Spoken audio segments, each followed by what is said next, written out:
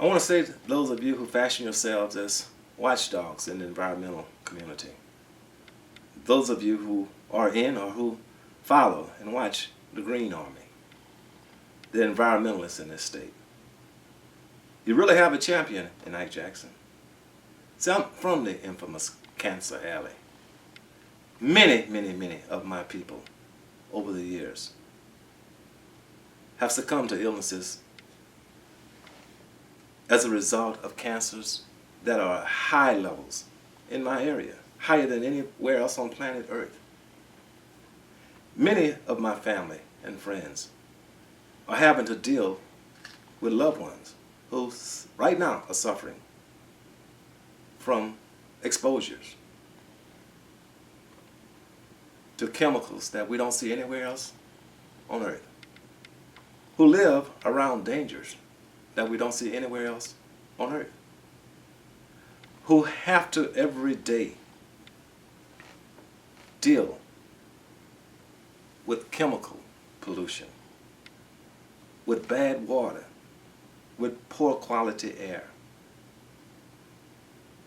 What are we going to do about that?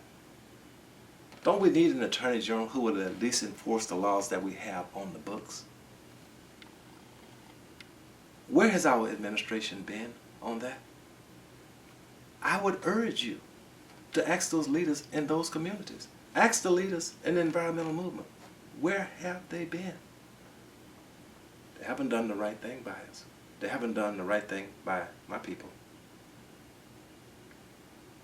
I promise you, I won't ignore your concerns.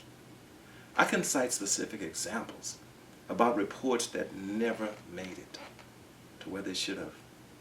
I can cite specific examples about dangerous practices that we never heard about. I can cite specific examples about environmental contamination that is so bad that regulators pretty much ignore. And it's all happening in my community and in the areas where I'm from. I could take you to Seamoville and show you places where we have playgrounds right next to creosote. I could take you to places where there are horrible instances of oil field pollution very near to my friends and neighbors. I can take you to places where you can't ask any regulator in this state, where is it? Who has jurisdiction? Is it the city? Is it the parish? Is it DEQ? Is it DHH? I can tell you about instances in which records are just not there anymore.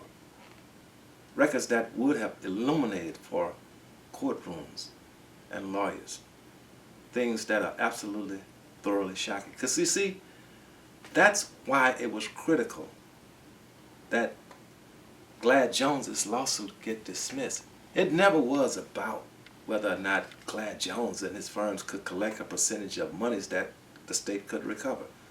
It never was about that. It was always about preventing discovery of the kinds of things these legacy cases would reveal, about preventing the discovery of absolutely thoroughly shocking, sometimes intentional conduct that resulted in some of the damages that we have done to our environment, to our water. That's what it is, guys. We might as well realize it and deal with it on a go-forward basis.